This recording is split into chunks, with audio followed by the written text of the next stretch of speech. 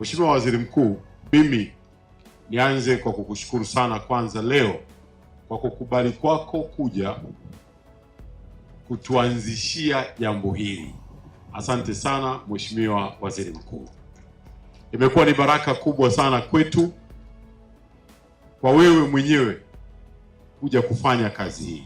Tunaomba tutoe shukrani zetu za dhati kwa Mheshimiwa Rais Daktari Samia Suluhu Hassan kwa maelekezo yake, maelekezo ambayo yanathibitisha kwamba barabara hizi tunazijenga kwa ajili ya zoezi la AFCON, lakini AFCON hii Rais Samia anaileta kwa wananchi.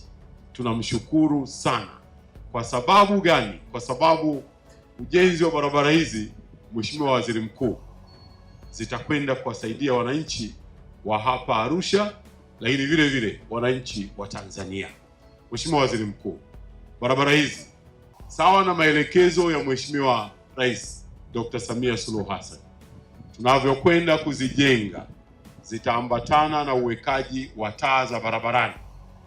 Kila baada ya kilomita moja tunaweka taa. Mathalan, barabara ya bypass ya Arusha ina jumla ya kilomita 42. Ina maana kwamba katika kila kilomita moja tunaweka taa 40. Mara 42 ni zaidi ya taa 1600 zitaangaza katika barabara ya bypass ya Arusha.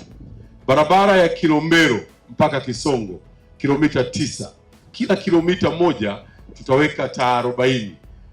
Mara 9 ni zaidi ya taa 560.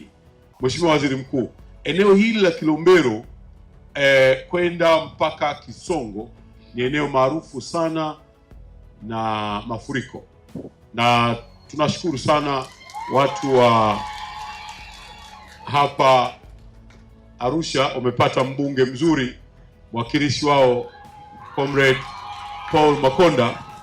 Wakati anakuja kujenga hoja kwetu Wizara ya Ujenzi wa namna ambavyo tunakwenda kuifanya hii kazi, alikuja na jambo hilo, mimi na wataalamu wangu, na kwa kuwa tumekubaliana kwamba AFCON ni ya wananchi na hii barabara tunaijenga kwa ajili ya wananchi, hata AFCON ikisha waendelee kunufaika nayo. Tunajenga mitaro hapa yenye uwezo wa kuchukua mtu mzima akinyosha mkono hivi bado ule mtaro hajaumaliza. Tunaamini kwa maelekezo hayo ya Mheshimiwa Rais Dr. Samia Suluhu Hassan tunakwenda kabisa kuondosha tatizo la mafuriko katika eneo hili. Mheshimiwa Waziri Mkuu, namna tutakavyoijenga barabara hii patapendeza sana eneo hili lote, na kwa hivyo hizi taa zitawasaidia wananchi wa hapa Arusha waweze kufanya biashara usiku na mchana. Na uzuri wa watu wa hapa Arusha ni wachakarikaji, ni watafutaji. Ndio maana Mheshimiwa Waziri Mkuu, tunasema kwamba AFCON ya Tanzania sio tu AFCON ya kucheza mpira, lakini hii ni AFCON ya wananchi, maana itaacha athari chanya kwa wananchi wa hapa Arusha na Tanzania kwa ujumla wake. Mheshimiwa Waziri Mkuu, miradi hii ni muhimu na tunatambua umuhimu wake, na tutaendelea kufanya kazi kwa karibu sana na wizara pamoja na Wizara ya Fedha ili kuhakikisha kwamba zinakamilika kwa wakati na hivyo kutoa usafiri bora wakati wa mashindano ya AFCON mwaka 2027.